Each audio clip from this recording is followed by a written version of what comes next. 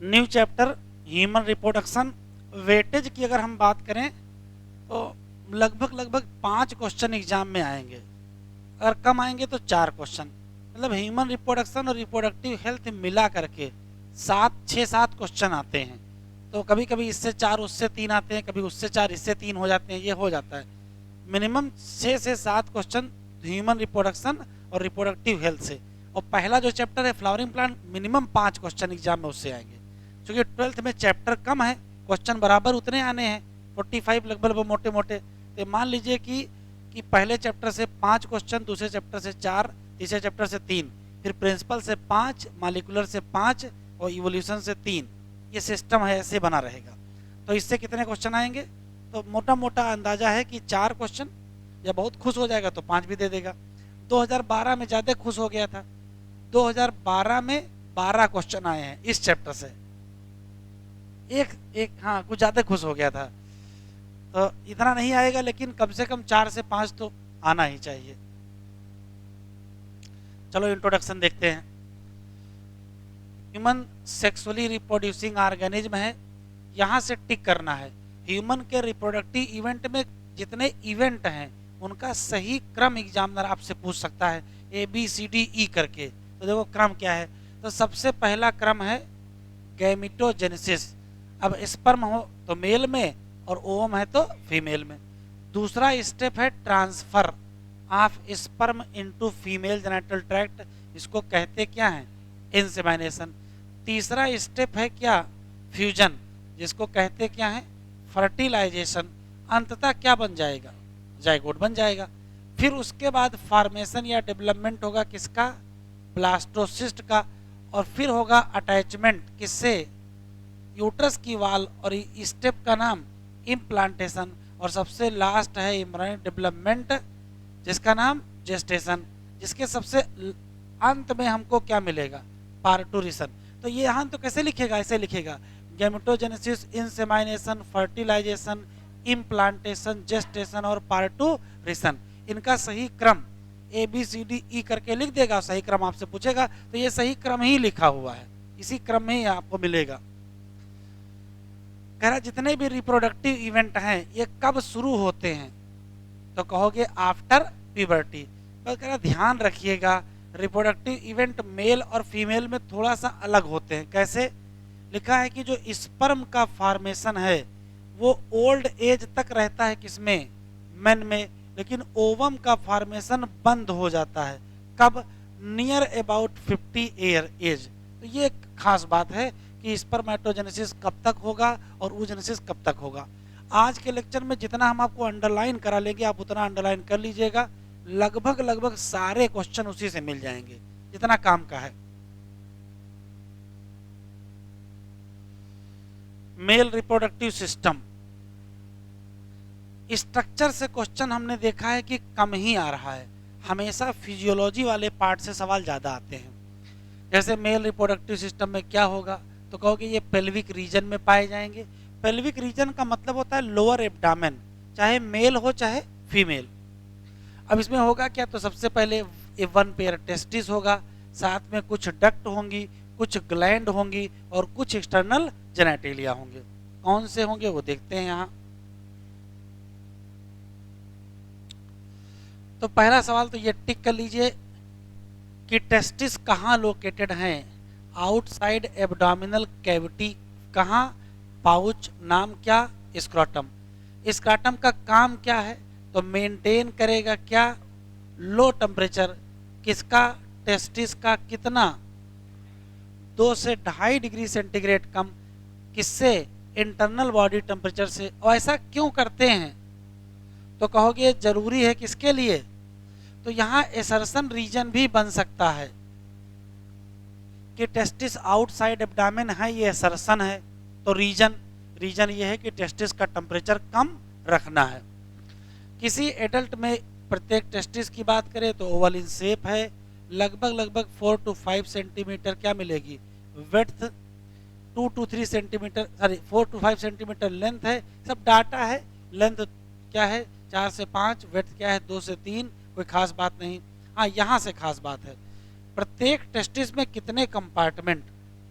तो लगभग लगभग 250 कंपार्टमेंट होंगे। कहोगे क्या? कहोगे क्या? Testicular lobule. एक क्वेश्चन। दूसरा, किसी लोब्यूल की अगर हम बात करें उसमें या तो एक या तो कितनी, तीन क्या पाई जाएंगी? Highly coiled seminiferous tubule. तो कुल सेमिनिफेरस ट्यूब्यूल कितनी हो जाएंगी? तो अगर भाई देखो 250 कंपार्टमेंट है ही, तो 250 कंपार्टमेंट अगर एक एक रखेंगे तो 250 हो जाएगी, तीन तीन रखेंगे तो 750 हो जाएगी। ये एक टेस्टिस की है, और दूसरी टेस्टिस करोगे तो डबल कर लीजिएगा। जहां स्पर्म क्या बनेगा? प्रोड्यूस होगा। प्रत्येक सेमिनिफेरस ट्यूब्यूल लाइन होती है अंदर की तरफ, किसके द्वारा? दो टाइप ऑफ सेल, नाम न भूलिएगा। जर्म सेल, इसका नाम स्पर्मेटोगोनिया, और दूसरा नाम Sertoli cell. Male germ cell meiotic division करती हैं, वैसे मेल जर्म सेल सीधे मियोसिस नहीं करती हैं। मियोसिस करने वाली सेल प्राइमरी स्पर्मेटोसाइट है, लेकिन जनरल बात है। यही मेल जर्म सेल मियोसिस करेंगे और फाइनली क्या बनाएंगे? तो फाइनली बनाएंगी स्पर्म। टच कर रहा है। फाइनली क्या बनाएंगे? स्पर्म। जबकि सर्टोली सेल की क्या जिम्मेदारी है? न्यूट्रिशन देना है किसको? Germ cell. ये आपको रट लेना इंपॉर्टेंट। ट्यूब्यूल के बाहर होगा, उसका नाम इंटरस्टिशियल स्पेस। इधर देख लीजिए, मान लेते हैं कि एक सेमिनिफेरस ट्यूब्यूल ये है, दूसरी ट्यूब्यूल ये है, तीसरी ट्यूब्यूल ये है। तो ये जो जगह दिख रही है ये इंटरस्टिशियल स्पेस है। और इस स्पेस में क्या क्या पाई जाएंगी? तो कहोगे स्मॉल ब्लड वेसल पाई जाएंगी और इंटरस्टिशियल सेल, या इन्हीं का नाम लिडिक सेल। ये क्वेश्चन है, लिडिक सेल क्या बनेंगे? तो कहोगे एक हार्मोन, टेस्टिकुलर हार्मोन, नाम क्या है? एंड्रोजन। एक लाइन लिखी है, हो सकता है एग्जामिनर की नजर पड़ जाए। ये शब्द काम का है, इम्यूनोलॉजिकली कॉम्पिटेंट सेल। तो इम्यूनोलॉजिकली कॉम्पिटेंट सेल भी यहाँ पाए जाएंगे। स्ट्रक्चर में ज्यादा कुछ है नहीं। क्या पढ़ा आपने कि देखो टेस्टिस में 250 कंपार्टमेंट हैं, उसमें 1 से 3 सेमिनिफेरस ट्यूब्यूल हैं। सेमिनिफेरस ट्यूब्यूल में 2 सेल हैं, एक प्राइमरी स्पर्मेटोगोनिया, एक सर्टोली सेल। स्पर्मेटोगोनिया का काम अलग है, सर्टोली सेल का काम अलग है। बाहर एक और सेल है इंटरस्टिशियल सेल, उसका काम कुछ और है। बस इतना क्वेश्चन। एसेसरी डक्ट की बात करेंगे तो इसमें बहुत सारे डक्ट हैं। एसेसरी डक्ट में सबसे पहले हमको मिलेंगी रेटी टेस्टिस, वाटा डिफरेंसिया, फिर एपिडिडाइमिस, फिर वास डिफरेंस। ये नाम नहीं, ये क्रम लिखा हुआ है, ये स्पर्म का फ्लो लिखा हुआ है। टेस्टिस से चलेंगे तो कहाँ जाएंगे? उसके बाद वासा डिफरेंसिया, फिर कहाँ? एपिडाइमिस, फिर कहाँ? Vas deferens. उसके बाद कहाँ जाएंगे भी देखेंगे। सेमिनिफेरस ट्यूब्यूल टेस्टिस कहाँ खुलती हैं? वासा डिफरेंसिया। बस किसके थ्रू? तो ऐसे नहीं कह सकते थे कि सेमिनिफेरस ट्यूब्यूल यहाँ खुलती है और ये यहाँ खुलती हैं, वो ज्यादा आसान रहता। वासा डिफरेंसिया कहाँ खुलती हैं? फिर कह दिया एपिडिडाइमिस में खुलती हैं। अब एपिडिडाइमिस रट लीजिएगा, कहाँ है? Posterior surface of testis. ये टिक करो, ये इंपॉर्टेंट है। क्यों? जरा डायग्राम देख लो पहले। डायग्राम यहां से काम का है। देखिए ये तो हो गया एपिडिडाइमिस, ये यहां से जो चला है ये है क्या? Vas deferens. ये देखो ब्लैडर के लूप बनाता है और फिर जाकर के किससे जुड़ जाता है? सेमाइनल वेस्किल की डक्ट से। और सेमाइनल वेस्किल की डक्ट से बन क्या जाता है? तो ऊपर वाले डायग्राम में है, ये देखिए वास डिफरेंस है, ये इजाकुलेटरी डक्ट है। तो फिर कैसे बना? तो जब सेमिनल वेस्किल की डक्ट से वास डिफरेंस जुड़ेगा। ये बड़ा स्पेशल केस है, जल्दी मत करिएगा। वास डिफरेंस किससे जुड़ेंगे? सेमिनल वेस्किल की डक्ट से। तो क्या बन जाएगा? और यही कहाँ खुलेगा? तो यही खुलेगा यूरिथ्रा। पता नहीं इतना घना बना हुआ है। तो फ्लो देखिए क्या है, पहले है रेटी टेस्टिस, फिर वासा डिफरेंसिया, फिर एपिडिडाइमिस, फिर वास डिफरेंस। वास डिफरेंस जाके जुड़ेगी डक्ट ऑफ सेमिनल वेसिकल से, वो बनाएगी इजाकुलेटरी डक्ट, वो खुलेगी यूरिथ्रा।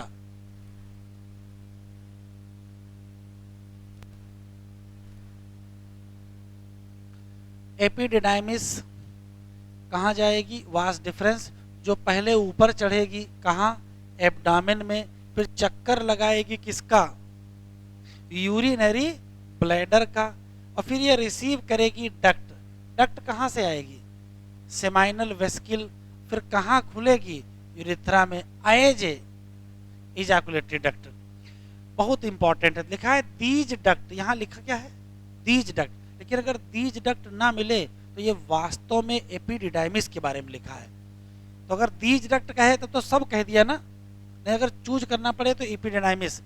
दीज डक्ट का पहला काम स्टोर, दूसरा काम ट्रांसपोर्ट, किसका, स्पर्म, कहाँ से, टेस्टिस से outside, through the urethra originate होगी कहाँ से, ब्लैडर से, एक्सटेंड करेगी किसके थ्रू, पेनिस, बाहर ओपनिंग का नाम।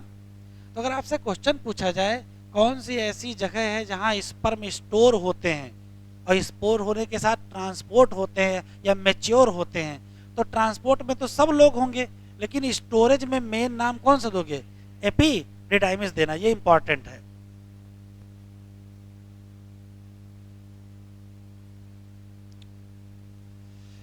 ये जितना लिखा है इतना ही याद रखिएगा।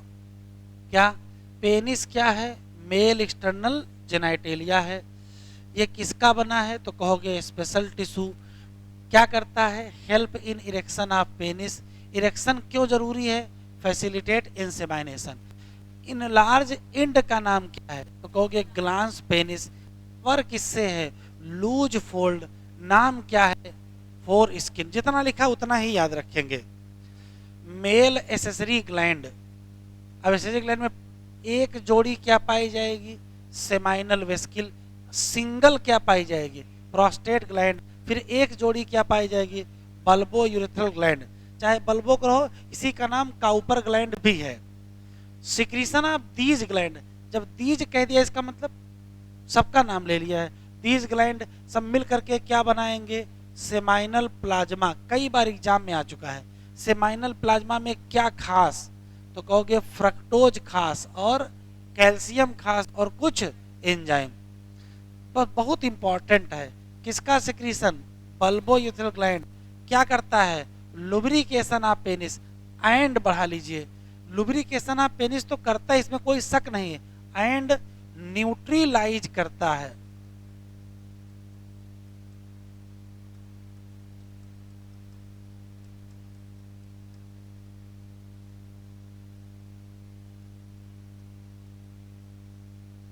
ये काम का सवाल है। अगर क्वेश्चन पूछेगा एसिडिक नेचर ऑफ यूरिथ्रा, क्यों, सुनो, यूरिथ्रा से सामान्यतया यूरिन पास होती है। यूरिन का पीएच 6.0 होता है। एसिडिक हुआ ना, अगर एसिडिक है और उसमें स्पर्म पास हो जाए तो उनकी डेथ हो जाएगी। तो नेचर ने व्यवस्था की है कि यूरिन पास होने वाले यूरिथ्रा का जो एसिडिक नेचर है उसको न्यूट्रलाइज करना पड़ेगा। कौन करेगा, तो कहोगे बल्बो यूरेथ्रल। ये काम तो है ही, इसमें कोई शक नहीं है, लेकिन ये भी उतना ही इंपॉर्टेंट काम है।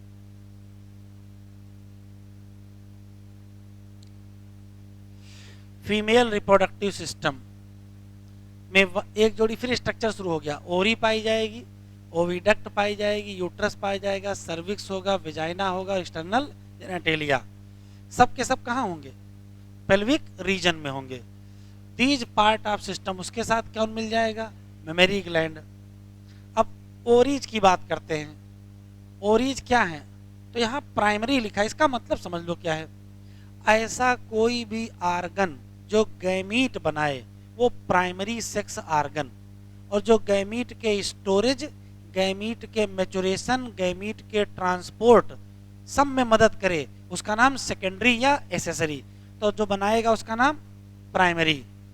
जो क्या प्रोड्यूस करेगा, तो कहोगे फीमेल गैमीट या सामान्य ओवम। लेकिन साथ में क्या बनाएगा, कौन से, ओवेरियन हार्मोन। दो मेन हार्मोन निकलते हैं, एस्ट्रोजन और प्रोजेस्टेरॉन। ओवरीज कहाँ लोकेटेड है, तो कहोगे one on each side of lower abdomen. प्रत्येक ओरी का size 2 to 4 centimetre in length. किससे जुड़ी है, तो कहोगे पेल्विक वाल से। और किससे जुड़ी है, किसके द्वारा जुड़ी है, तो ये देखो लिगामेंट बहुत काम की चीज है।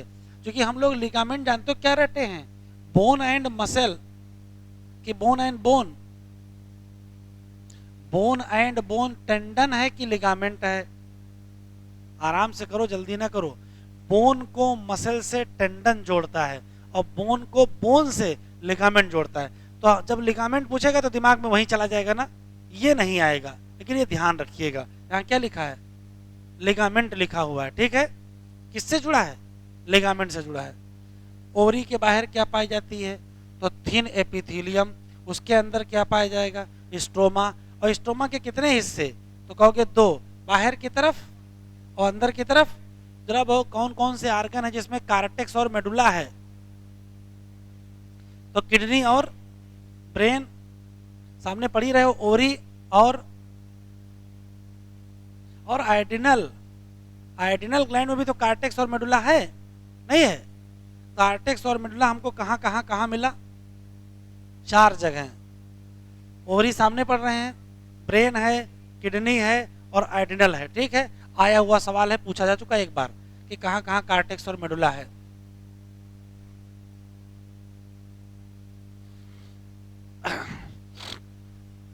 अभी तक ये कभी डायग्राम आया नहीं है लेबलिंग कराने को, लेकिन अगर क्वेश्चन पूछेगा तो यहाँ ये सब पूछेगा।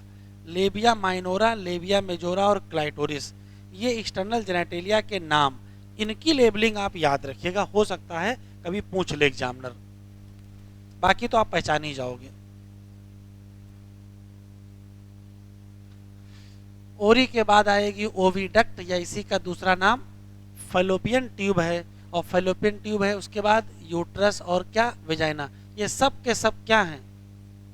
अभी मैंने बताया था प्राइमरी और एसेसरी में अंतर रटना है। प्रत्येक फैलोपियन ट्यूब की लंबाई 10 से 12 सेंटीमीटर। कहाँ से कहाँ तक है? तो कहोगे ओरी से लेकर के यूट्रस तक है। इधर से मत बताइएगा, एक्सटेंड फ्रॉम, कहाँ से कहाँ? तो देखना, पेरिफेरी ऑफ ओवरी से कहाँ? उल्टा मत चला देना, यूट्रस से ओरी नहीं जाना है, ओरी से यूट्रस जाना है। वो हिस्सा जो किसके करीब है?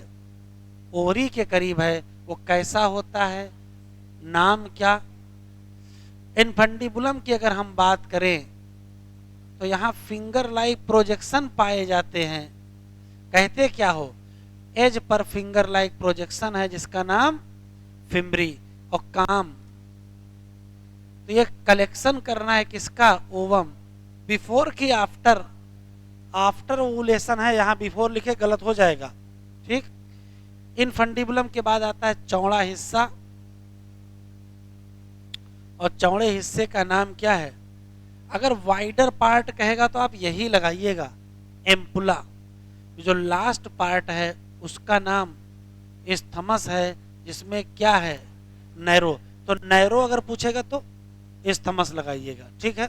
और यही किससे जुड़ जाता है? यूट्रस से। यूट्रस कितना होता है? तो कहोगे सिंगल। कहते क्या है? वुम्ब कहते हैं। शेप कैसा है? तो ये रट लीजिएगा, कैसा? Inverted pear shape. यहां भी देखो लिखा है supported by ligament attach to the pelvic wall. तो ये लिगामेंट यहां से भी याद रखिएगा, दो वहां तो लिखा है स्केलेटन में, यहां भी लिगामेंट है। यूट्रस कहाँ खुलेगा? वेजाइना में। किसके थ्रू? सर्विक्स। तो भाई ये हो जाएगा यूट्रस, ये हो जाएगा सर्विक्स, और ये हो जाएगा वेजाइना। यूट्रस कहाँ खुलता है? वेजाइना में। किसके थ्रू? अरे तो ऐसे नहीं कह सकते थे ये सर्विक्स में खुलता है, ये कहाँ खुल जाएगा? वेजाइना में। कैविटी ऑफ सर्विक्स को कहोगे क्या? Cervical canal. और कैविटी ऑफ वेजाइना को वेजाइनल कैनाल। तो सर्वाइकल कैनाल को किसके साथ मिला दो? वेजाइना के साथ मिला दो, तो क्या बन जाएगा? ये आया हुआ सवाल है नीट में। बर्थ कैनाल में कौन कौन इन्वॉल्व है? Cervical canal along with the vagina या vaginal canal. Wall of uterus बात करेंगे तो कितनी लेयर? 3। सबसे बाहर की पतली लेयर का नाम, बीच की मोटी लेयर का नाम, स्मूथ मसल की है नाम मायोमेट्रियम। और ये बहुत बढ़िया लिखा है glandular layer. Inner glandular layer कौन सी है? एंडोमेट्रियम। जो लाइन करती है किसको? एंडोमेट्रियम ही वो लेयर है जिसमें, क्वेश्चन यहां से आएगा, क्वेश्चन आएगा कौन सी लेयर है जिसमें ये होता है? साइक्लिक चेंज होता है। तो साइक्लिक चेंज अगर आपसे पूछेगा तो आंसर आप क्या देंगे? एंडोमेट्रियम। जबकि मायोमेट्रियम का काम क्या है? तो स्ट्रांग कॉन्ट्रैक्शन करना है। कब? तो डिलीवरी आप बेबी के समय कॉन्ट्रैक्शन कौन करेगा और साइक्लिक चेंज किस में होगा? एंडोमेट्रियम। बस इतने क्वेश्चन। एक्सटर्नल जेनेटिलिया से खूब क्वेश्चन आ रहे हैं, तो यहाँ जितना लिखा उतना काम का है। एसर्शन रीजन भी यहाँ बन जाता है, पिछली बार एक आया भी है। पहला सवाल है कि फीमेल एक्सटर्नल जेनेटिलिया में क्या क्या क्या क्या है? तो mons pubis, labia major, labia minor, hymen और क्लाइटोरिस। नाम याद होने चाहिए। पहला, सबके बारे में एक एक लाइन लिखिए। मांस पेबिस क्या है? तो कहो क्वेश्चन है किसका? फैटी टिश्यू का है। इसके ऊपर क्या है? स्किन। और क्या है? हेयर। बस हेयर का नाम ही क्या है? Pubic hair. तो जो प्यूबिस बोन के ऊपर होगा उसका नाम प्यूबिक हेयर। इसके अपीयरेंस में कौन सा हार्मोन था? इसके अपीयरेंस में एंड्रोजेनिक स्टेरॉयड है, वो लिखा हुआ है केमिकल कोऑर्डिनेशन में। Androgenic steroid pubic hair and axillary hair लिखा हुआ है।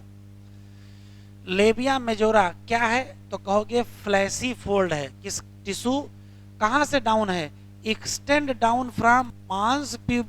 और किसको घेर लेता है? वेजाइनल ओपनिंग को। फिर आया लेबिया माइनोरा। अंतर देखो कैसे याद रखोगे। यहां क्या लिखा है और यहां क्या लिखा है? ये पहचान है। फ्लैशी फोल्ड और पेयर्ड फोल्ड। उल्टा मत कर देना, गलत हो जाएगा। मौके भी याद नहीं आएगा कौन फ्लैशी कौन पेयर्ड। मेजरा क्या है? फ्लैशी। और पेयर्ड कौन है? माइनोरा। बस यही याद रखना है। टिश्यू अंडर द, तो मेजोरा के नीचे ही तो माइनोरा होगी। फिर आएगा ओपनिंग ऑफ वेजाइना कवर होती है किसके द्वारा? तो कहोगे मेम्ब्रेन। टोटल की पार्शियल? पार्शियल। मेम्ब्रेन का नाम। फिर आएगा क्लाइटोरिस। क्या है? टिनी फिंगर लाइक है। कहाँ है? ये इंपॉर्टेंट है, आया हुआ सवाल है। तो ये क्या लिखा है? अपर जंक्शन किसका? Labia minora. किसके ऊपर? Urethral opening. तो ये वेजाइनल ऑरिफिस है, ये यूरिथ्रल ओपनिंग है, ये क्लाइटोरिस है। ये सीक्वेंस ना भूलिएगा। उसके बाद ये है लेबिया माइनोरा और ये है लेबिया मेजोरा। तो लेबिया मेजोरा, लेबिया माइनोरा, ये क्लाइटोरिस, ये यूरिथ्रल ओपनिंग, ये वेजाइनल ओपनिंग। तो किसके ऊपर है? क्वेश्चन यहाँ है, फिर से पढ़ लेते हैं। कैसा है? फिंगर लाइक स्ट्रक्चर है। कहाँ है? अपर जंक्शन। किसके? लेबिया माइनोरा की मेजोरा? माइनोरा। किसके ऊपर है? Urethral opening. कुछ भी इसमें ऊपर नीचे करेगा सवाल गलत हो जाएगा। ये आया हुआ सवाल। हाइमेन अक्सर टूट जाती है कब? फर्स्ट क्वाइटस या फर्स्ट इंटरकोर्स। लेकिन ये टूट सकती है किससे? अचानक गिर जाने से, झटका लग जाने से, या इंसर्शन किसका? Vaginal temp. ये एक इंस्ट्रूमेंट है जिससे यूएसजी करते हैं, अल्ट्रासाउंड पर वेजाइना। या एक्टिव पार्टिसिपेशन कर रहे हो किसी स्पोर्ट जैसे हार्स बैक राइडिंग हो या साइकिलिंग। मतलब टूटने के बहुत सारे कारण हैं। हो सकता है कुछ वुमेन में हाइमन परसिस्ट कर जाए आफ्टर द क्वाइटस। इतनी बातों को पढ़ने के बाद जो बात समझ में आई वो बहुत इंपॉर्टेंट है। क्या? चाहे प्रेजेंस हो चाहे किसका, ये क्या नहीं है? Not a reliable indicator of virginity या सेक्सुअल एक्सपीरियंस। नीट में आ चुका है एग्जाम में, तो ये इंपॉर्टेंट है। हाँ, ये एसर्शन रीजन में बन सकता है। एसर्शन में इतना लिखा मिलेगा, इतना। तो रीजन ऊपर लिखा है। रीजन बहुत सारे हैं कि हो सकता है कि इसके टूटने का कोई और कारण हो, और हो सकता है इंटरकोर्स के बाद भी ये टूटी ना हो। तो इस नाते ये एसर्शन है, इतना ये क्या है? रीजन है।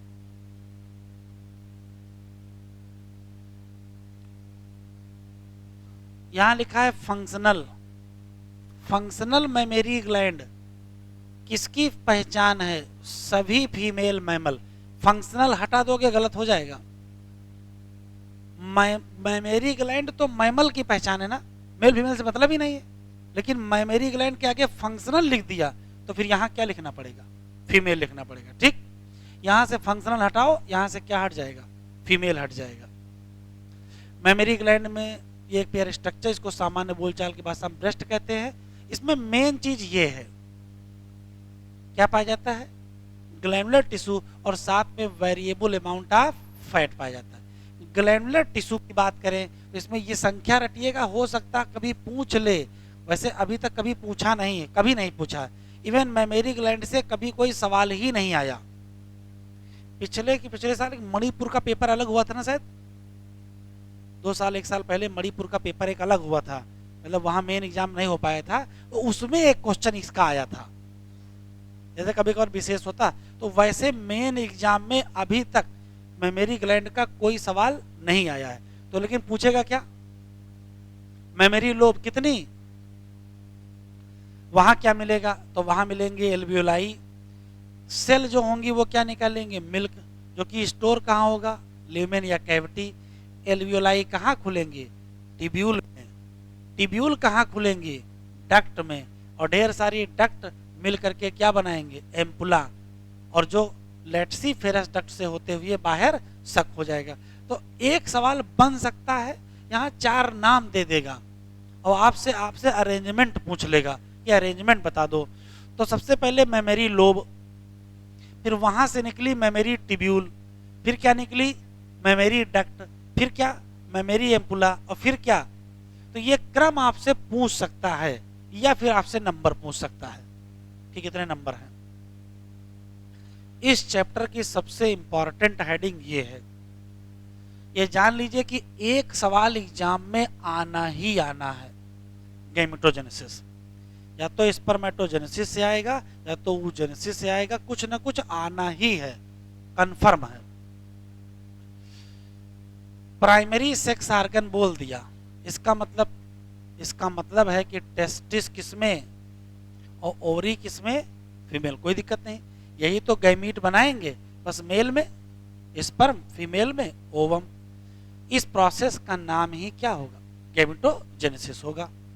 हाँ, टेस्टिस में इमेच्योर मेल जर्म सेल, नाम क्या है, स्पर्मेटोगोनिया। यही क्या बनाएंगे, प्रोसेस। एक क्वेश्चन खूब एग्जाम में आता है, स्पर्मेटोजेनेसिस, स्पर्मियोजेनेसिस, स्पर्मिएशन, इन सब में अंतर क्या है, तो अंतर ध्यान रखिएगा। स्पर्मेटोजेनेसिस का मतलब है स्पर्मेटोगोनिया से स्पर्म, मतलब पूरी प्रोसेस का नाम स्पर्मेटोजेनेसिस। कैसे, देखो,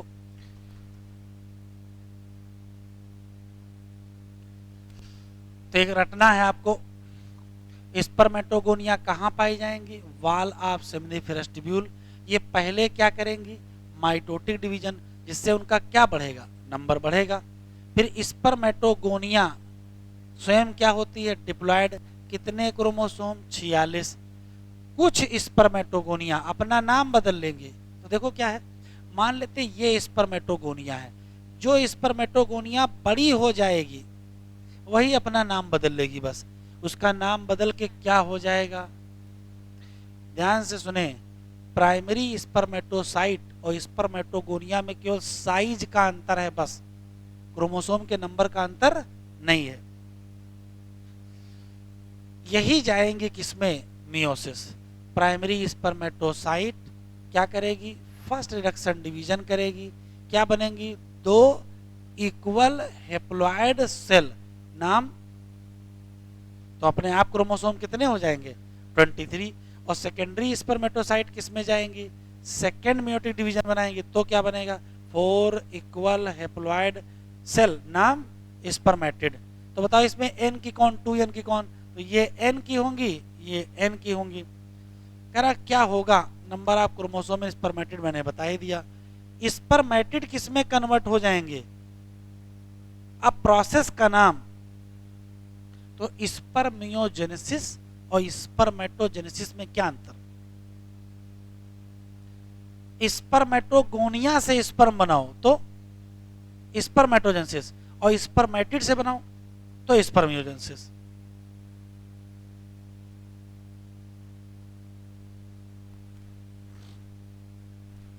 स्पर्मियोजेनेसिस के बाद जो स्पर्म बन जाएंगे उनका हेड इम्बेडेड हो जाएगा किसमें, और फाइनली ये रिलीज हो जाएंगे। कहाँ से? सेमिनी। तो पहले सर्टोली सेल से अलग होंगे, फिर सेमिनिफेरस ट्यूब्यूल के बाहर आएंगे। प्रोसेस का नाम, तो स्पर्मिएशन अलग है, स्पर्मियोजेनेसिस अलग है और स्पर्मेटोजेनेसिस अलग है। एक क्वेश्चन और देख लो, ये डायग्राम देख लो कहाँ गया ये। सबसे पहले बेटा क्या था? स्पर्मेटोगोनिया 2n होंगी, प्राइमरी स्पर्मेटोसाइट 2n। यहां हुआ क्या है? माइटोसिस, और नीचे क्या लिखा है? आया हुआ सवाल है, डिफरेंशिएशन नीट में पूछा जा चुका है। कह रहा है स्पर्मेटोजेनेसिस oogenesis में अंतर बताओ, तो जरा अंतर दिखाई पड़ जाना चाहिए। वहां माइटोटिस डिफरेंशिएशन हुआ है और यहाँ भी तो हुआ है, हाँ या ना? एक और अंतर देखिएगा, यहाँ क्या लिखा है? यहाँ नहीं लिखा है, ध्यान से सुनिएगा। मियोसिस के बाद डिफरेंशिएशन किस में होता है?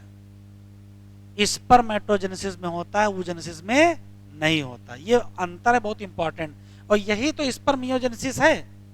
अभी जो पढ़े हो, स्पर्मेटिड से स्पर्म बनाना क्या है, तो स्पर्मियोजेनेसिस वास्तव में क्या है? क्या यहाँ कुछ होता है? तो बताओ। रिडक्शन डिवीजन के बाद अगर डिफरेंशिएशन हो रहा है तो स्पर्मेटोजेनेसिस, और नहीं हो रहा है तो oogenesis। ये याद रखिएगा, पूछा हुआ सवाल है नीट में।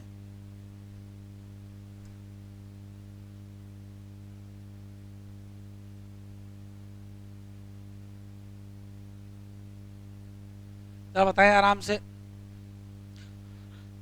स्पर्मेटोजेनेसिस की 4 सेल कौन कौन सी हैं? 4 सेल देगा, उनका क्रम पूछ लेगा। पहले है स्पर्मेटोगोनिया, फिर primary spermatocyte, secondary spermatocyte, spermatid और स्पर्मेटोजोआ। कौन डिप्लॉयड, कौन haploid? Spermatogonia and primary spermatocyte diploid, बाकी सब हैप्लॉयड। इसमें डिफरेंशिएशन कहाँ कहाँ हुआ है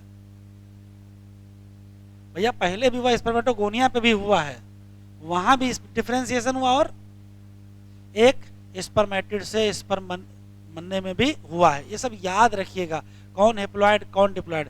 इक्वल सेल बनी है कि अनइक्वल? पहले रिडक्शन डिवीजन से क्या बना था? सेकेंडरी की प्राइमरी।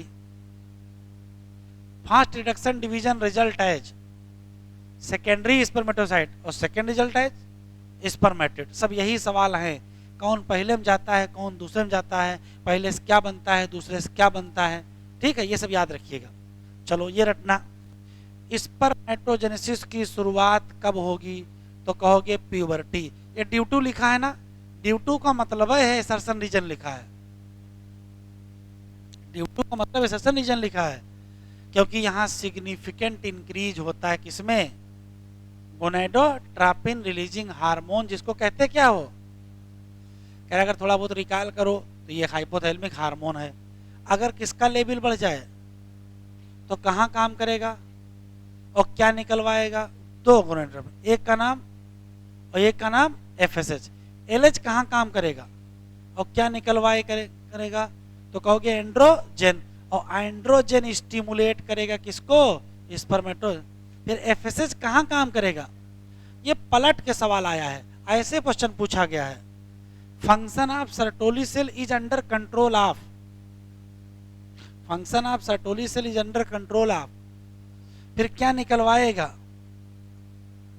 तो निकलवाएगा कुछ फैक्टर, नाम नहीं दिया कोई बात नहीं, जो करवाएंगे क्या?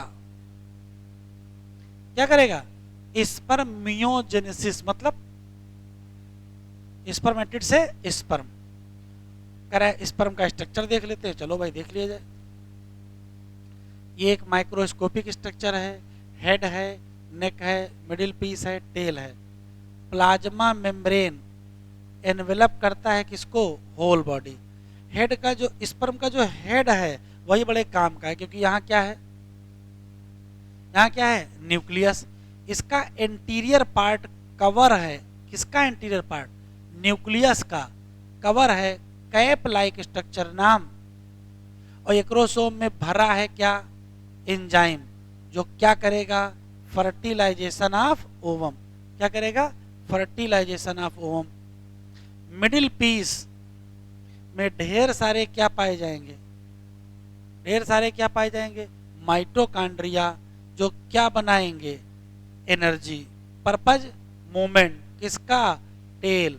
फैसिलिटेट स्पर्म मोटिलिटी फॉर, ध्यान सुनिएगा, अगर फर्टिलाइजेशन होना है तो मोटिलिटी बहुत जरूरी है, और मोटिलिटी के लिए क्या जरूरी है, टेल का मूवमेंट, और उसके लिए क्या जरूरी है, एनर्जी। एक ह्यूमन मेल इजैकुलेट करेगा कितने, 200 से 300 क्या मिलियन, क्या स्पर्म, कब, क्वाइटस। उसमें से अगर चाहते हो कि क्या हो तो कम से कम कितना, 60% में क्या होना चाहिए, शेप और साइज, और इस 60 का जो 40% हो उसमें क्या होनी चाहिए, विगरस मोटिलिटी। नंबर महत्वपूर्ण नहीं है, क्योंकि एक ही स्पर्म तो चाहिए। महत्वपूर्ण जानते हो क्या है, महत्वपूर्ण है मोटिलिटी। जरा बताओ, स्पर्म के ट्रांसपोर्ट का पाथ यही दिख जाएगा। स्पर्म बेटा कहां से रिलीज होगा, फिर कहां जाएगा, रेटिटेस्टिस, उसके बाद वासा एफरेंसिया, उसके बाद एपिडिडाइमिस, फिर वास डिफरेंस, फिर सेमिनल वेसिकल मिलेगा, प्रोस्टेट ग्लैंड मिलेगा। ध्यान सुनिएगा, बहुत इंपॉर्टेंट सवाल है, क्वेश्चन पूछेगा स्पर्म के मैच्योरेशन और मोटिलिटी के लिए क्या क्या क्या चाहिए। तो देखो क्या क्या चाहिए, कहोगे सिक्रीशन चाहिए, एपिडिडाइमिस का, सेमिनल वेसिकल का, और किसका किसका किसका सिक्रीशन चाहिए, 4 लोगों का। कौन कौन, सेमिनल वेसिकल और प्रोस्टेट, ठीक है। सेमिनल प्लाज्मा में क्या मिला दिया जाए, स्पर्म, तो क्या बन जाएगा, semen. Function of male accessory duct, duct कौन कौन सी, मेन है एपिडिडाइमिस और वास डिफरेंस, और मेल एसेसरी ग्लैंड 3 है। इन सब का फंक्शन कौन मेंटेन करेगा, तो कहोगे हार्मोन कौन सा। जानते हो कैसे क्वेश्चन पूछेगा, पूरा नाम दे देगा तो आप याद कर लोगे। एग्जामिनर ऐसे कहेगा, प्रोस्टेट ग्लैंड का सिक्रीशन किसके कंट्रोल में है, तो ऐसे तो कहीं लिखा नहीं है। या सेमिनल वेसिकल का सिक्रीशन किसके कंट्रोल में है, तो चाहे प्रोस्टेट पूछे, चाहे सेमिनल पूछे, चाहे एपिडिडाइमिस पूछे, चाहे वास डिफरेंस पूछे, एक ही आंसर देना, क्या, एंड्रोजन। हाँ, ओवम अगर बनेगा तो उस प्रोसेस का नाम oogenesis। कह रहा बिल्कुल अलग है कहां से, स्पर्मेटोजेनेसिस। जैसे पहले अलग हो गया, तो अलग होने से पहले जरा ये डायग्राम देख लो, ये ज्यादा काम का है।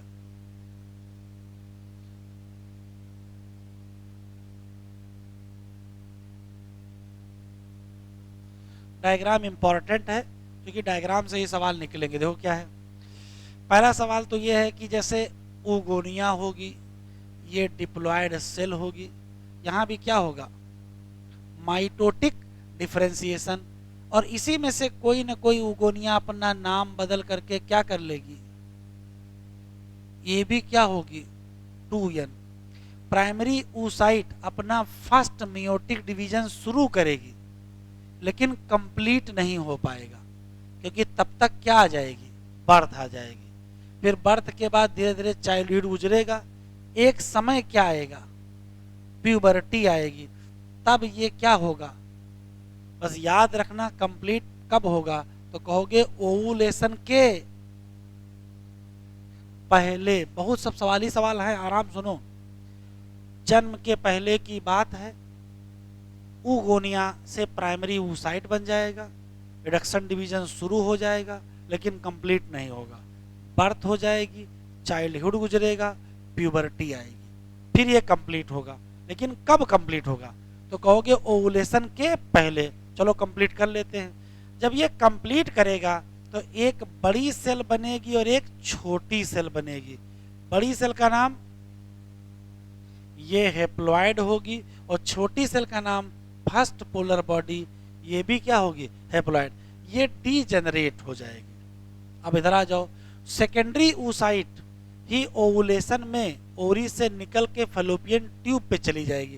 तो यहां जरा देख लो, ये मान लेते हैं यूट्रस है, ये मान लेते हैं फैलोपियन ट्यूब है, देखिएगा ध्यान से, ये मान लेते हैं ओवरी है, यहां से यहां सेकेंडरी oocyte आ गई है। इस सेकेंडरी oocyte का सेकेंड रिडक्शन डिवीजन तब तक नहीं कंप्लीट होगा जब तक इसको स्पर्म पेनिट्रेट ना करे। अगर स्पर्म पेनिट्रेट करेगा तो इसका सेकेंड रिडक्शन डिवीजन पूरा होगा, बनेगी क्या, जो कि हैप्लॉइड, और बनेगा क्या, ओवम, जो कि हैप्लॉइड। लेकिन जैसे ही ओवम बनेगा वैसे ही फर्टिलाइजेशन कंप्लीट हो जाएगा और ये ओवम जल्दी ही क्या बन जाएगा, और फिर से क्या हो जाएगा, 2n। तो याद सुनिए, या तो ओवम बनेगा नहीं, अगर स्पर्म नहीं आया तो सेकेंडरी oocyte का सेकेंड रिडक्शन डिवीजन पूरा ही नहीं होगा, और अगर आ गया तो पूरा होगा, और अगर पूरा होगा तो क्या मिलेगा, जैसे ओवम बनेगा वैसे क्या हो जाएगा। इसका मतलब अगर किसी फीमेल के 2 बच्चे हैं, इसका मतलब 2 बार जाइगोट बना है, तो 2 ही बार oogenesis कंप्लीट हुई है। oogenesis फीमेल में केवल उतनी बार ही कंप्लीट होगी जितने उसके बच्चे होंगे या जितनी बार फर्टिलाइजेशन होगा, वरना कहाँ रुका रहेगा, सेकेंडरी oocyte के सेकेंड रिडक्शन डिवीजन में रुका रहेगा। एक और अंतर, ये जो रिप्रोडक्टिव लाइफ लिखा है इसी में सेकेंड रिडक्शन डिवीजन होता है। और फर्स्ट कब शुरू हुआ, शुरू हुआ बर्थ के पहले, खत्म कब हुआ, प्यूबर्टी पर। और दूसरा वाला शुरू हुआ फिर पूरे नहीं हुआ, कब पूरा होगा, जब स्पर्म उसको पेनिट्रेट करेगा। तो ये दिमाग में रखेंगे। फ्लो चार्ट बता दें सबसे पहले, फिर ठीक है। फर्स्ट पोलर बॉडी कब बनेगी,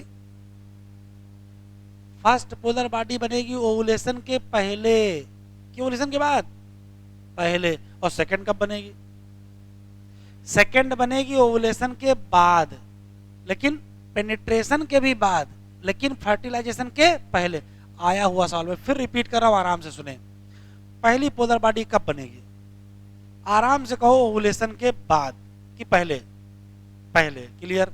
सेकंड पोलर बॉडी कब बनेगी, तो आंसर सुनो, ऑप्शन होगा ओवुलेशन के बाद, सही है। पेनिट्रेशन बाय स्पर्म, ये भी सही है, उसके बाद भी बनेगी, लेकिन फर्टिलाइजेशन के पहले बनेगी। ये याद रखना, नीट में आ चुका है, पहली कब बनेगी और दूसरी कब बनेगी। अब पढ़ते हैं, समझ में आएगा।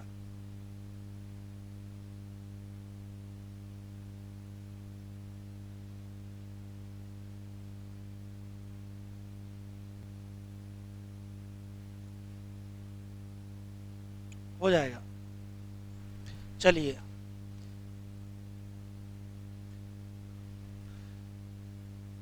ये रट लीजिए, oogenesis की शुरुआत कब से होती है, तो कहोगे एम्ब्रायोनिक डेवलपमेंट में। कब, जब लाखों क्या बनती हैं, गैमीट मदर सेल, नाम ओगोनिया। कहाँ बनती हैं, फीटल ओरी। कह रहा कोई भी ओगोनिया ना तो बनती है ना तो जुड़ती है, किसके बाद, बर्थ के बाद। ये सेल अपना डिवीजन शुरू करती हैं, लेकिन कहाँ पहुंचती हैं, फर्स्ट में, और फिर वहीं रुक जाती हैं। टेम्परेरी अरेस्ट, तो पूछेगा सवाल, टेम्परेरी अरेस्ट किस फेज में होता है, प्रोफेज 1। प्रोफेज 1 में किस फेज में होगा, प्रोफेज 1 में याद रखो लेप्टोटीन, जाइगोटीन, पैकिटीन, डिप्लोटीन, डायाकाइनेसिस, याद है। वहां एक लाइन लिखी है डिप्लोटीन में, लिखा है इट में लास्ट फॉर क्या, महीनों से लेकर के सालों तक वो क्या कर सकती है, रुक सकती है। तो एग्जामिनर की नजर अगर पड़ेगी तो पूछेगा प्रोफेज 1 में कहां रुकोगे, तो कहोगे टीलो, इसमें डिप्लोटीन में। याद रखिएगा, इंपॉर्टेंट सवाल है।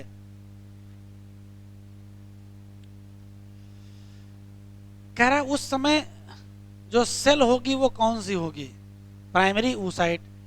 फिर प्राइमरी oocyte के बाहर बाहर क्या आ जाएंगे, तो कहोगे ग्रेनुलोसा सेल।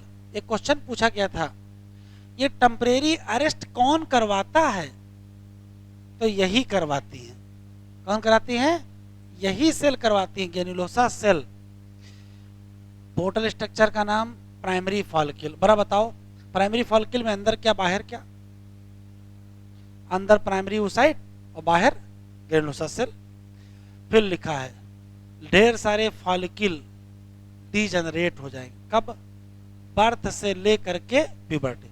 फिर भी करा चाहे जितने डीजनरेट हो जाएं, प्यूबर्टी पर कितने क्या प्राइमरी फॉलिकल मिलेंगे? कहाँ? एक ओरी में। तो डबल ओरी में कितने हो जाएंगे? डबल कर लेना। प्राइमरी फॉलिकल के बाहर अब आ जाएंगे मोर लेयर ऑफ, और बन जाए क्या? तो नाम क्या? नाम जरूर सेकेंडरी फॉलिकल हो गया है, लेकिन इसके अंदर अभी भी क्या है?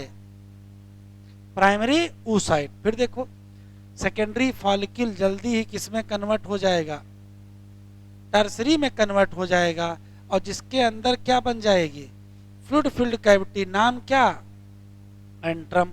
साथ में थीका लेयर भी तो बदल जाएगी, अंदर की तरफ थीका इंटरना और बाहर की तरफ। कह रहा it is important to draw your attention क्या एट दिस स्टेज। अभी भी क्या है? oocyte। किसके अंदर? मतलब प्राइमरी फॉलिकल में प्राइमरी oocyte, सेकेंडरी फॉलिकल में प्राइमरी oocyte, टर्सरी फॉलिकल में। लिखा है एनसीईआरटी में, दिमाग मत लगाना। फिर से पढ़ते हैं। Eight this stage primary oocyte with in the, मतलब टर्सरी फॉलिकल के अंदर भी क्या है? प्राइमरी oocyte है। हाँ, अब इसमें क्या होगा? ये ग्रो करेगी साइज में, और अब क्या करेगी? First mutate division. तो जैसे ये कंप्लीट करेगी, थोड़ी देर टर्सरी रहेगा, उसके बाद क्या हो जाएगा? मैच्योर हो जाएगा। मतलब फॉलिकल की बात कर रहे हैं। तो result into formation of large. अब क्या बनेगा? सेकेंडरी oocyte बनेगी, और छोटी सी क्या बनेगी? ये सेकेंडरी oocyte थोड़ी देर के लिए टर्सरी फॉलिकल में होगा, और उसके बाद ये किसमें कन्वर्ट हो जाएगा? मैच्योर। मतलब टर्सरी फॉलिकल बहुत बढ़िया जगह है। टर्सरी फॉलिकल में प्राइमरी oocyte है ज्यादातर टाइम, थोड़ी देर के लिए क्या बनेगी? सेकेंडरी oocyte बनेगी, बस वो किसमें कन्वर्ट हो जाएगा? मैच्योर फॉलिकल में।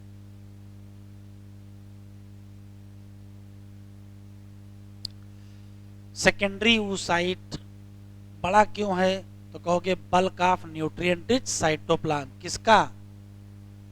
कह रहा कोई फायदा? कह दो हाँ, फायदा ये है कि इसी के पास ज्यादातर न्यूट्रिएंट रहेगा, तो ये सरवाइव करने का चांस बढ़ा रहेगा। कह रहा जो पहली पोलर बॉडी है उसका क्या होगा? तो कह रहा वो डीजनरेट हो जाएगी। कह रहा अभी तक हमको पता नहीं, लेकिन पता है क्या? डीजनरेट ही हो जाएगी। टर्सरी फॉलिकल चेंज होगी किसमें? मैच्योर फॉलिकल या ग्रेफियन फॉलिकल। सेकेंडरी oocyte, अब चूंकि उसके अंदर क्या थी? सेकेंडरी oocyte, वो क्या बना लेगी? New membrane. नाम क्या? नाम ना भूलिएगा, जोना पेल्यूसिडा। ग्रेफियन फॉलिकल अब रप्चर हो जाएगा, क्या रिलीज करेगा? तो ये कई बार सवाल पूछा गया है, ग्रेफियन फॉलिकल के रप्चर से क्या रिलीज होता है? तो कहोगे सेकेंडरी oocyte, जिसको हम बोलचाल की भाषा में ओवम कहते। ओवम उसी कहा जाता है। क्यों? ओवम बनना तो है नहीं, अगर ओवम बनेगा तो तुरंत जाइगोट में कन्वर्ट हो जाएगा। तो ओवम हम इसी को मानते हैं। कहां से निकलेगा? ओरी से। किस प्रोसेस से? कह रहा डिफरेंस बताओ, तो डिफरेंस हमने आपको समझा ही दिए हैं।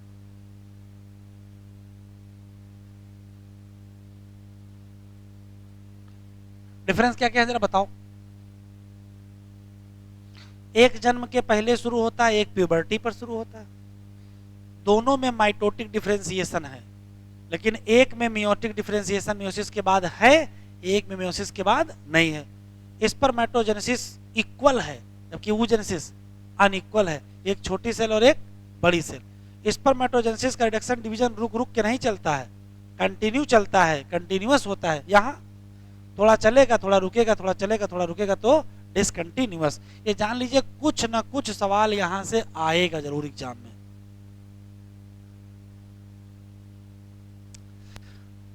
रिप्रोडक्टिव साइकिल, अगर प्राइमेट, वो भी कौन सी? फीमेल है, जैसे मंकी में, एप में और ह्यूमन, तो कहोगे क्या? और नॉन प्राइमेट है तो स्ट्रेस साइकिल, प्राइमेट है तो मेंस्ट्रुअल। पहला मेंस्ट्रुएशन कब होता है? तो कहोगे प्यूबर्टी पर। कहते क्या हो? किसी ह्यूमन फीमेल में जो मेंस्ट्रुएशन है वो रिपीट होता है एक एवरेज इंटरवल कितना 28 से 29 दिनों में cyclic event start from one menstruation. और कब तक चलता है? नेक्स्ट मंथ, अगले मेंस्ट्रुएशन तक चलता है।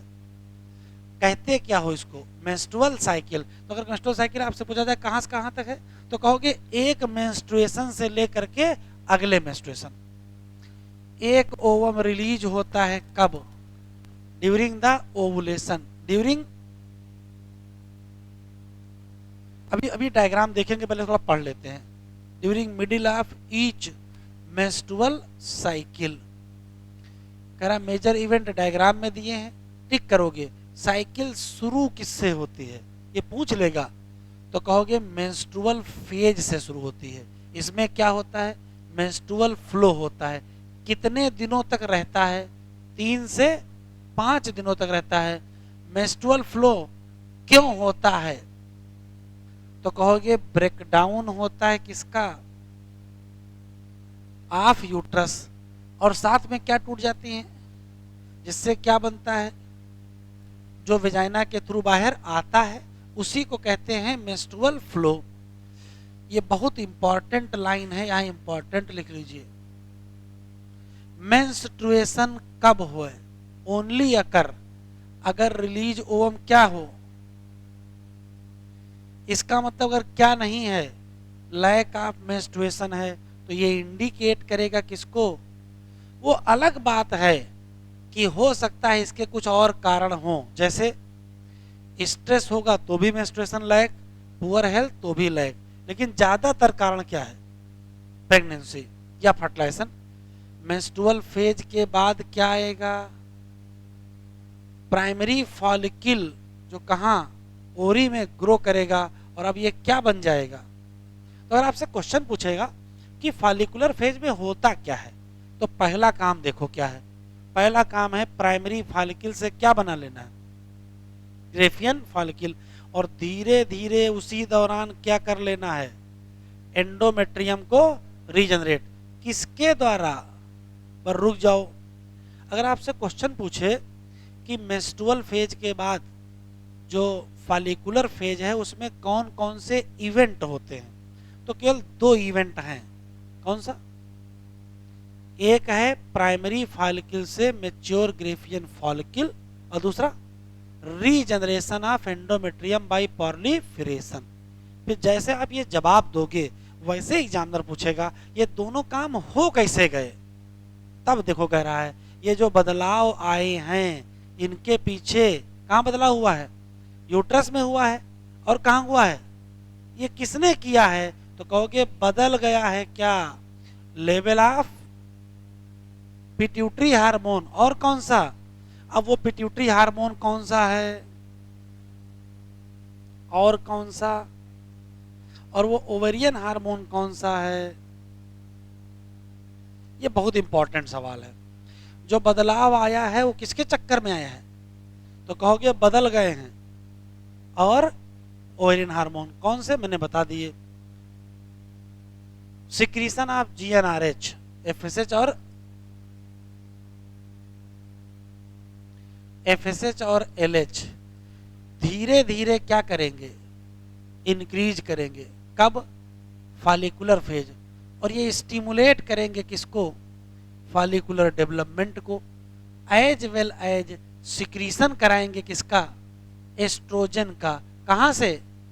तो जरा रुक जाओ, फॉलिकुलर फेज ही सबसे इंपॉर्टेंट फेज है।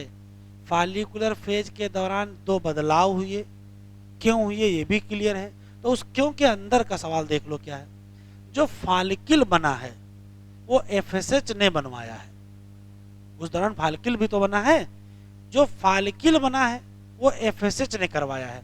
और जो एस्ट्रोजन निकला है वो भी एफएसएच नहीं करवाया है। लेकिन जो एंडोमेट्रियम का रीजनरेशन हुआ है वो एस्ट्रोजन ने कराया है। तो दिमाग में बिल्कुल फिट रखेंगे। 2 ही तो काम हुए हैं। एक क्या है? फॉलिकल बना है, एक रीजनरेशन हुआ है। फॉलिकल जब बना है तो वो एफएसएच ने बनवाया, उस दौरान एस्ट्रोजन भी निकला, वो एफएसएच ने ही बनवाया, ठीक है। लेकिन उस दौरान जो रीजनरेशन हुआ है वो किसका काम है? वो एस्ट्रोजन का काम है। आगे बढ़ते हैं। दोनों एफएसएच और एलएच कहाँ पहुंच जाएंगे? Peak level. कब? मिडिल। मिडिल स्पेशली कब होगा? 14 डे।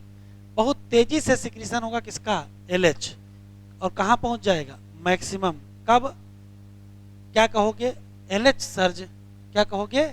LH surge. और ये रप्चर कर देगा किसको? Graafian follicle. और फिर क्या हो जाएगा? Ovum release. कहोगे क्या? ओवुलेशन। 24 घंटे की फेज होती है, इसको कहते हैं ओवुलेटरी फेज। तो सबसे छोटी फेज कौन सी? Ovulatory phase. उसके पीछे पीछे आएगी ल्यूटियल फेज में क्या होगा? जो ग्रेफियन फॉलिकल का बचा हुआ टुकड़ा है वो किसमें कन्वर्ट हो जाएगा? Corpus luteum. और कार्पस लूटियम निकालेगा क्या? Large amount of. लेकिन सिर्फ प्रोजेस्टेरॉन नहीं निकालेगा, एस्ट्रोजन भी निकालेगा। प्रोजेस्टेरॉन क्यों जरूरी है? मेंटेन करना है किसको? एंडोमेट्रियम। क्योंकि ये एंडोमेट्रियम जरूरी है। पिछली बार ही आया नीट में, किसके लिए? इम्प्लांटेशन या बाकी इवेंट ऑफ प्रेगनेंसी। ये बहुत अच्छा सवाल है, पिछले टेस्ट में हमने पूछा था। ड्यूरिंग प्रेगनेंसी पिछले टेस्ट में था, all the event of menstrual cycle रुक जाते हैं। All the event of menstrual cycle रुक जाते हैं। कब? कौन सी फेज?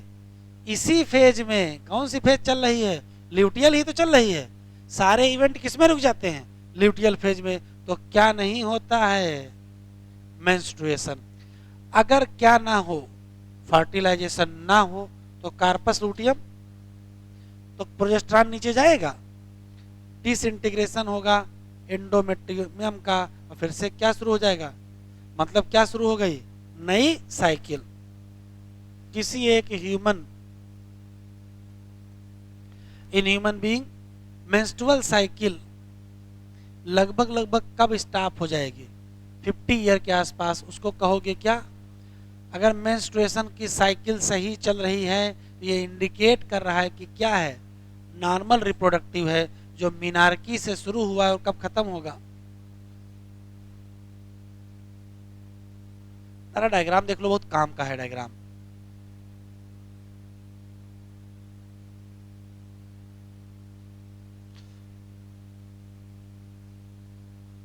देखो जरा बेटा, आराम से देखेंगे। ये शुरुआती 1 से 5 दिन है। इस दौरान मेंस्ट्रुएशन हुआ, मेंसेज हुआ। इस दौरान यूट्रस की एंडोमेट्रियम टूट के बहुत पतली हो गई। इसके बाद धीरे धीरे एफएसएच और एलएच का लेवल बढ़ा, तो धीरे धीरे फॉलिकल भी देखो बड़ा हो रहा है।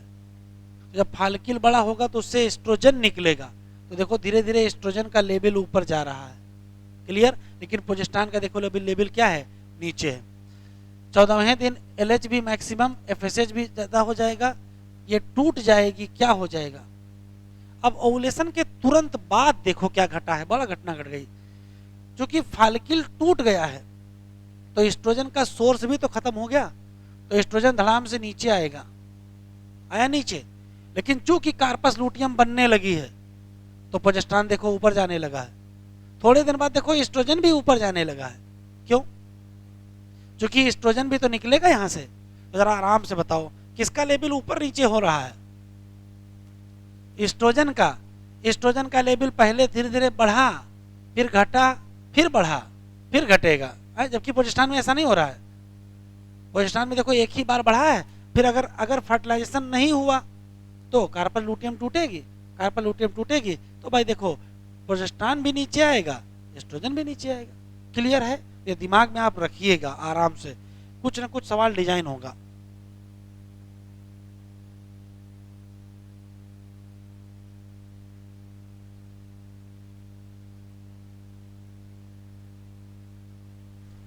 फर्टिलाइजेशन अब रटना है। कापुलेशन को क्वाइटस कहते हैं। इस दौरान सीमेन रिलीज हो जाएगी पेनिस के द्वारा। कहां पहुंच जाएगा? वेजाइना। सीमेन का वेजाइना में पहुंच जाना इंसेमाइनेशन है। क्या है? इंसेमाइनेशन। स्पर्म कैसे होंगे? मोटाइल, ये तेजी से स्विम करेंगे फ्लूइड में और किसको पार करेंगे? सर्विक्स को। और कहाँ पहुंचेंगे? यूट्रस। और फाइनली कहाँ पहुंचेंगे? Ampulla part of the fallopian tube. कह रहा ओवम भी रिलीज होगा कहाँ से? ओवरी से। और ये भी कहाँ पहुंचेगा? एम्पुला। और कहाँ हो जाएगा? फट। तो बहुत इंपॉर्टेंट है। फर्टिलाइजेशन कहाँ होगा? तो कहोगे एम्पुला पार्ट में। बस ये लाइन टिक कर लो, ये बहुत इंपॉर्टेंट है। ये इतना, ये सर्सन रीजन में भी आ सकता है या सामान्य में आ सकता है। क्या देखो, अगर आपसे क्वेश्चन पूछा जाए कि फर्टिलाइजेशन कब होगा, तो कहोगे जब ओवम और स्पर्म एक साथ पहुंचेंगे। कहां? यही रीजन है, और रीजन का मतलब है सर्सन रीजन। यही रीजन है कि सभी कापुलेशन के बाद क्या नहीं होता है?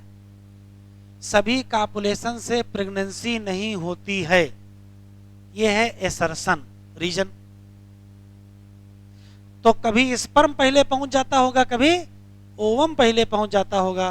प्रेगनेंसी तो तब होगी जब एक साथ पहुंचेंगे। तो ये एसर्शन रीजन में भी पॉइंट आ सकता है। जितने हम बताए दे रहे हैं, हमको उम्मीद है लेक्चर तो रिकॉर्ड रहेंगे ही, बाद में बता देंगे तो इतने एसर्शन रीजन मिल गए हैं। जहां जहां बन सकते हैं वो सब बताए डाल रहे हैं। तो अगर 10 आएंगे तो 10 मिल जाएंगे आपको। Process of fusion of sperm with ovum is called, simple बात, फर्टिलाइजेशन के दौरान स्पर्म किसके कांटेक्ट में आ जाएगा? जोना पेल्विडा लेयर पाई जाती है, उससे उसमें कुछ ना कुछ चेंज हो जाएंगे, जिससे क्या ब्लॉक हो जाएगा? ये भी नीट में एक बार आ चुका है। एक स्पर्म की एंट्री के बाद दूसरा स्पर्म एंटर नहीं कर पाता है। ओके, हाँ, रीजन जोना पेल्विडा इतनी मोटी हो जाती है कि स्पर्म उसको पार नहीं कर पाता है। याद रखिएगा, कितने स्पर्म? Fertilise the ovum. फिर सिक्रीशन किसका मदद करेगा? Acrosome. Help in sperm enter into cytoplasm of ovum through the and the. तो किसका सिक्रीशन चाहिए बेटा? दो लोगों को चाहिए। किसका किसका? सॉरी, एक चाहिए। एक्रोसोम का सिक्रीशन चाहिए। किसको किसको पार करना है? जोना पेल्विडा को और प्लाज्मा में। कोरोना रेडिएटा तो उतना ज्यादा तोड़ना नहीं पड़ता। मेन समस्या है जोना पेल्विडा की। जोना पेल्विडा और प्लाज्मा मेम्ब्रेन तोड़ना तो कोरोना रेडिएटा को भी है, लेकिन मेन किसको तोड़ना है? जोना पेल्विडा और प्लाज्मा मेम्ब्रेन। इससे क्या हो जाएगा? कंप्लीट। क्या? Meiotic division. किसका? तो बताओ कब कंप्लीट होगा? जब स्पर्म पेनिट्रेट करेगा किसको? जोना पेल्विडा और मेम्ब्रेन को। जैसे मेम्ब्रेन को पेनिट्रेट करेगा वैसे डिवीजन हो जाएगा। एक तरफ पेनिट्रेशन हुआ, दूसरी तरफ डिवीजन कंप्लीट हुआ, और डिवीजन कंप्लीट हुआ तुरंत फर्टिलाइजेशन हो जाएगा। तो ओवम बनेगा, लेकिन तुरंत किस में कन्वर्ट हो जाएगा? जाइगोट में। सेकेंड डिवीजन अगर करोगे तो ये भी कैसा है? तो अंततः क्या बनेगी? और बड़ा सा क्या बनेगा? ओवम। लेकिन जल्दी ही, देखो लिखा है सून। एनसीईआरटी वाले फर्जी में फुल स्टॉप नहीं लगाते हैं, यहाँ सून लिखा हुआ है। जल्दी ही हैप्लॉइड न्यूक्लियस ऑफ स्पर्म और ओवम क्या करेंगे? तो हमको तुरंत क्या मिलेगा? जाइगोट। ये जनरल कहानी, इसका कोई मतलब नहीं है। 50% स्पर्म में क्या होता है? एक्स, और 50% में क्या होता है? वाई। एक्स वाले से अगर फ्यूज किया तो फीमेल, और वाई वाले से फ्यूज किया तो मेल। इसको पढ़ने कोई मतलब नहीं, जेनेटिक्स की बात है। ये यहां फिर शुरू होता है एम्ब्रियोनिक डेवलपमेंट। बताओ जाइगोट में कौन सा डिवीजन करोगे? किसमें शुरू होगा? जाइगोट। कब? जब ये पार कर रहा था किसको? इस्थमस। इसके डिवीजन को क्या कहते हो? ठीक है क्वेश्चन। और फिर बनेगा क्या? तो पहला डिवीजन 2 सेल, दूसरा 4, तीसरा 8, चौथा 16। फिर डिवीजन करते जाओगे। इन सारी सेल का नाम बहुत इंपॉर्टेंट है। 2, 4, 8, 16, 32, 64 जो भी बनेंगे उनका नाम ब्लास्टोमियर। ऐसा एम्ब्रायो जिसमें कितनी सेल हो? 8 से 16, उसको कहोगे क्या? मारुला। पलट देते हैं, 32 वाले क्या कहोगे? एग्जामिनर पूछ चुका है 32 वाले का, तो टेंशन न लो। चाहे 32 हो चाहे 132 हो, ये मारुला रहेगा। मारुला कहने की मिनिमम शर्त है 8 से 16, मैक्सिमम शर्त नहीं है। 32 वाला भी मारुला, 64 वाला भी मारुला, ये कब तक मारुला रहेगा? तो जब तक ये सॉलिड रहेगा। अगर सॉलिड है तो फिर इसका नाम क्या है? मारुला। चाहे सेल 1032 हो जाए, उससे कोई मतलब नहीं है। ठीक है, मिनिमम कितनी होनी चाहिए? अधिकतम का पता ही नहीं है। 32 पूछेगा तो भी क्या लगाओगे? मारुला। मारुला धीरे धीरे डिवीजन कंटिन्यू करेगा और ये किस में कन्वर्ट हो जाएगा? हाँ, जब ये मूव कर रहा होगा और अंततः कहाँ पहुंच जाएगा, ये इंपॉर्टेंट है। जो ब्लास्टोमियर है किसमें, जरा डायग्राम देख लो। ये है ब्लास्टोसिस्ट। ब्लास्टोसिस्ट की जो ब्लास्टोमियर है वो 2 लेयर में अरेंज है। एक लेयर ये दिख रही है और ये भी तो कुछ सेल दिख रही है, 2 हो जाएंगे। अब वापस आओ यहां, फिर से पढ़ते हैं इंपॉर्टेंट पॉइंट ये। ब्लास्टोमियर किसमें? ब्लास्टोसिस्ट। अरेंज इनटू, बाहर की लेयर का नाम, और इनर जो ग्रुप सेल बन जाएगा उसका नाम क्या? Inner cell mass. इस इनर सेल मास का एक नाम इम्ब्रायोब्लास्ट भी है। बाहर वाले का नाम ट्रोफोब्लास्ट, तो अंदर वाले का नाम एम्ब्रायोब्लास्ट। चाहे एम्ब्रायोब्लास्ट का हो चाहे इनर सेल मास का हो, कोई दिक्कत नहीं। ये रटना है कि जो ट्रोफोब्लास्ट लेयर है ये अटैच हो जाएगी किससे? एंडोमेट्रियम से। और जो इनर सेल मास है वही क्या बना लेगा? इम्ब्रायो। अटैचमेंट के बाद यूट्राइन सेल डिवाइड करेंगी रैपिडली और कवर कर लेंगी किसको? As a result blastocyst embedded हो जाएगा किसमें? एंडोमेट्रियम। और इसको हम कहेंगे क्या? इम्प्लांटेशन। तो इम्प्लांटेशन किस फेज पर होता है? इम्प्लांटेशन किस फेज पर होता है?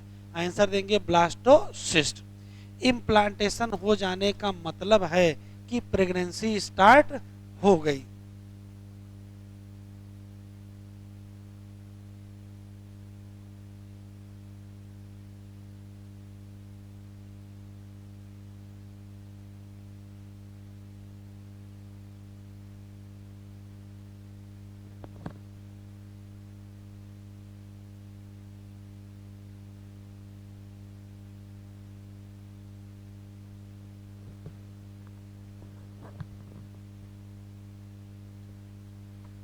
प्रेगनेंसी एंड एम्ब्रियोनिक डेवलपमेंट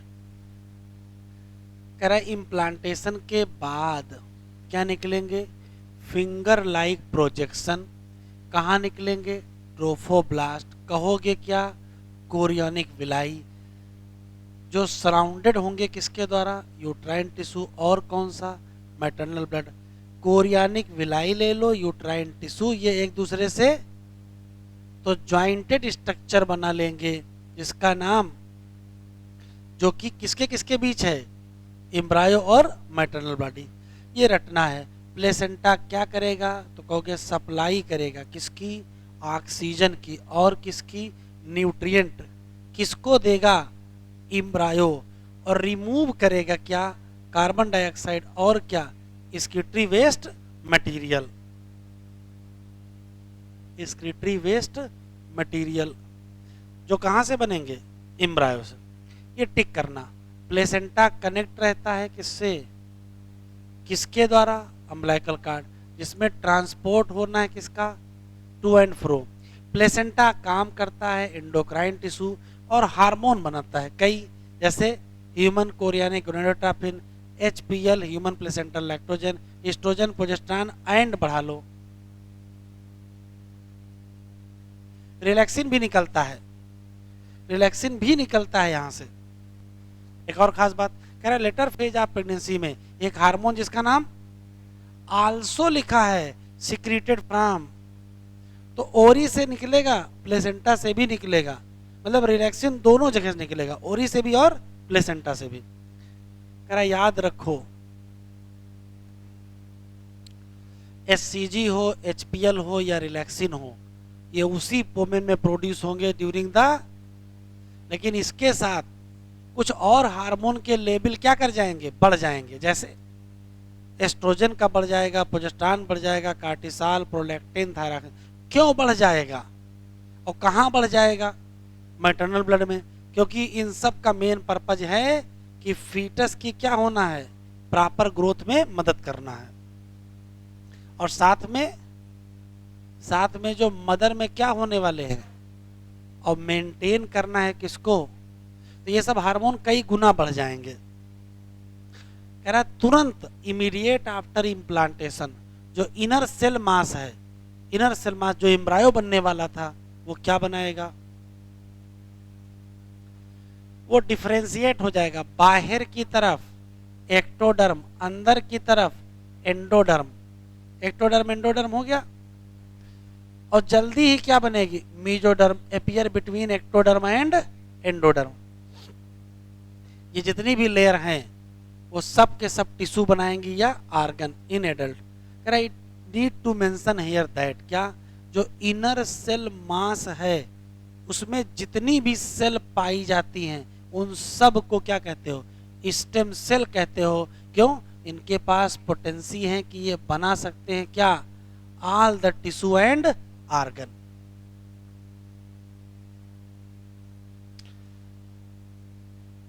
इस पैराग्राफ से काफी सालों से सवाल नहीं आया है, पता नहीं क्यों, जबकि पैराग्राफ में डाटा बहुत है, आना चाहिए तो कुछ ना कुछ आना चाहिए। देखो क्या है कि ह्यूमन की प्रेगनेंसी कितने दिनों की है, 9 मंथ की। कह रहा है बताओ डॉग की कितनी होगी, 2 मंथ। लिख लो, इसमें बढ़ा लो, डॉग की 2 मंथ, 2 साल मत कर देना।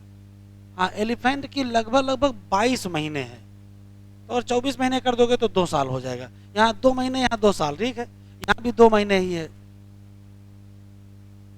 ह्यूमन बीइंग 1 महीने के बाद एम्ब्रायो का क्या बन जाएगा, हार्ट। 1 महीने बाद क्या बन जाएगा, हार्ट। तो पलट देगा, हार्ट कब बन जाएगा, 1 महीने बाद। पहला साइन कि फीटस ग्रो कर रहा है, इसको कैसे नोटिस करेंगे, तो सुन सकते हैं क्या, किसके द्वारा, by the end of 2nd month of pregnancy. अगर 2 महीना गुजर गए तो फीटस में क्या बन जाएंगे, और क्या बन जाएंगे। और अगर 12 हफ्ते हो गए, 12 हफ्ते का मतलब 3 महीने, और 3 महीने का मतलब पहला ट्राइमेस्टर, तो ज्यादातर आर्गन बन जाएंगे। फॉर एग्जाम्पल जैसे लिम्ब बन जाएगा, ये इंपॉर्टेंट एग्जाम में आ सकता है। एक्सटर्नल जेनेटेलिया कब तक बन जाते हैं, तो फर्स्ट ट्राइमेस्टर पर। पहली बार बच्चा कब हिलेगा डुलेगा, पहला मूवमेंट कब होगा, और सिर पे बाल कब आएंगे। तो बाल सही करने के लिए थोड़े हिले डुलेगा, ठीक है, तो कहोगे ये कब होगा, 5th मंथ पर होगा। एंड हो जाए क्या, 24 हफ्ते, मतलब 2nd ट्राइमेस्टर, मतलब कितने महीने, 6 महीने। तो बॉडी के पूरे शरीर पर क्या आ जाएंगे, फाइन हेयर, और देखो क्या आ जाएंगे, आईलिड सेपरेट और आई लैसेज बन गए। By the end of 9 month of pregnancy, 9 महीने अगर हो गए तो फीटस फुली क्या हो जाएगा, डेवलप, रेडी फॉर डिलीवरी। कोई बात नहीं।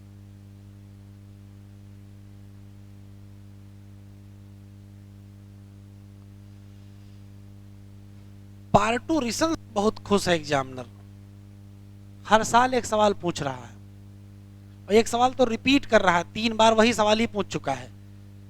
तो जल्दी में हो तो प्रीवियस ईयर का सवाल रट के जाएंगे, वही मिल जाएगा।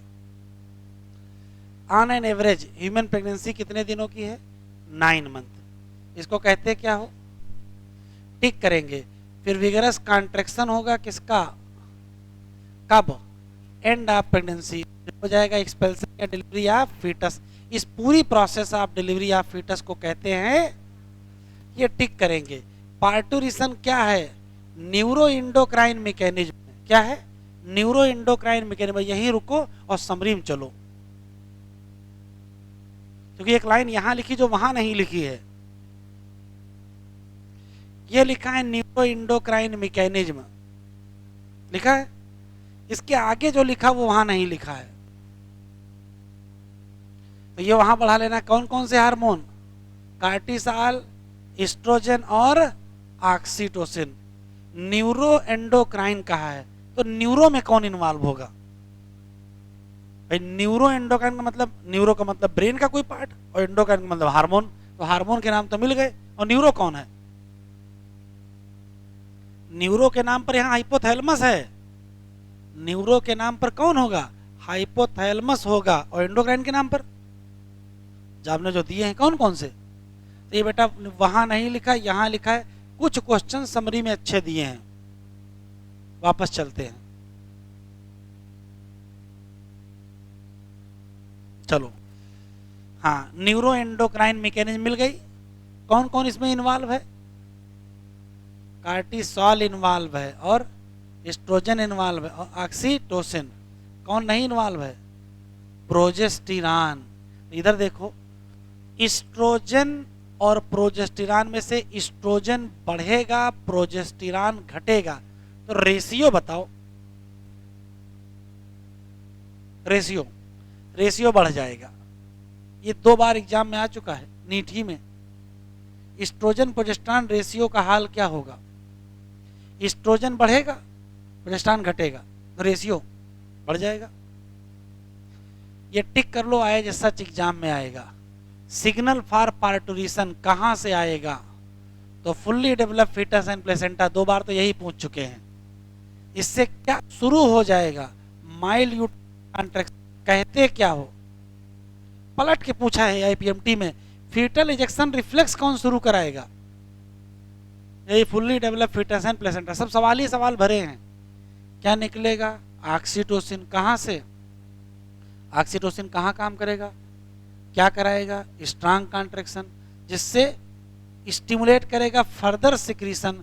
इसको कहते हैं स्टिमुलेटरी रिफ्लेक्स। किसके किसके बीच, यूट्रस के कॉन्ट्रैक्शन और ऑक्सीटोसिन। मतलब पहले जरा से निकलेगा तो कॉन्ट्रैक्शन बढ़ेगा, तो सिक्रीशन बढ़ेगा, तो कॉन्ट्रैक्शन बढ़ेगा, फिर सिक्रीशन, फिर कॉन्ट्रैक्शन, फिर सिक्रीशन, फिर कॉन्ट्रैक्शन। इसको क्या कहेंगे, स्टिमुलेटरी रिफ्लेक्स। अंततः स्ट्रांगर एंड, तो क्या होगा, expulsion of baby through of uterus through birth canal. क्या कहोगे, उसके थोड़ी देर बाद जो प्लेसेंटा है वो भी क्या हो जाएगा, एक्सपेल। मैमेरी ग्लैंड और फीमेल क्या करती हैं, कब करती हैं, और क्या शुरू करती हैं, मिल्क प्रोडक्शन। कब, इंड आप। तो ड्यूरिंग क्या करेंगी, इंड क्या करेंगे, ड्यूरिंग करेंगी डिफरेंशिएशन, और इंड क्या करेंगे, मिल्क। प्रोसेस का नाम, ये मदद करेगा मदर को कि फीड करे किसको, न्यूबॉर्न। मिल्क जो प्रोड्यूस होता है शुरुआती दिनों में, इसको कहते क्या हैं, जिसमें क्या पाए जाएंगे, जो नेसेसरी हैं किसके लिए, development of resistant to newborn में भी। ये एसर्शन रीजन में आया है एक बार सवाल। कोलोस्ट्रम क्यों जरूरी है, तो न्यूबॉर्न बेबी को रेजिस्टेंट डेवलप है, लिखा है breast feeding during the initial period of infant growth is recommended by doctor. ये एसर्शन है, तो रीजन इसके ऊपर लिखा है। डॉक्टर क्यों कहते हैं ये एसर्शन, तो रीजन ऊपर लिखा है। उसमें क्या है, ये रेजिस्टेंट डेवलप करने में मदद करता है। तो चैप्टर तो हो गया कंप्लीट। अब हम लोग बिल्कुल ट्रैक पे चल रहे हैं, एक भी लेक्चर आगे पीछे नहीं है। रिप्रोडक्शन फ्लावरिंग प्लांट वाला पहले अपलोड करेंगे, फिर ये लेक्चर अपलोड कर देंगे, और कल से हम लोग शुरू करेंगे क्या, अच्छा कल तो वो है रिप्रोडक्टिव हेल्थ, फिर जेनेटिक्स शुरू करेंगे। जेनेटिक्स इंपॉर्टेंट है।